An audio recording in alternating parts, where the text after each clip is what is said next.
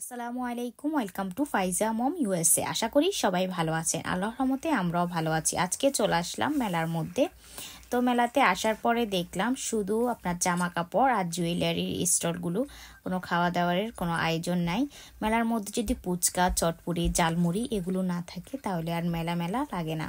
তো আমরা কতক্ষণ ছিলাম, প্রায় 10 থেকে 15 মিনিটের মতন ছিলাম। তারপরে আমরা বের হয়ে গেছি এখান থেকে, যে এখানে থেকে লাভ নাই, শুধু জামা কাপড় আর গান বাজনা এখনও শুরু হয়নি।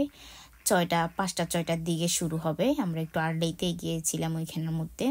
আর বাইরের ওয়েদারটা একবারেই খারাপ, বৃষ্টি, বাতাস, ঠান্ডা, মানে সব কিছু একসাথে। সেজন্য আর বেশিক্ষণ ছিলাম না, যে আবার বৃষ্টি যদি আবার বেশি হয় তখন আবার বাসা আসতে সমস্যা হবে বেবি নিয়ে। তারপরে আমরা অনেক দোকানে ঘুরে ফুরিয়ে দেখলাম, মানে এরা অনেক প্রাইস বলে।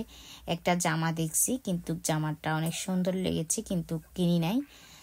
অনেক দাম বলতেছিল, যেটা টু মাছ হয়ে যায়। আর এই জায়গার মধ্যে যখনই মেলার মধ্যে আসি, এখানের মধ্যে অতিরিক্ত ওরা প্রাইস বলে, জানি না কেন এত প্রাইস বলে এরা।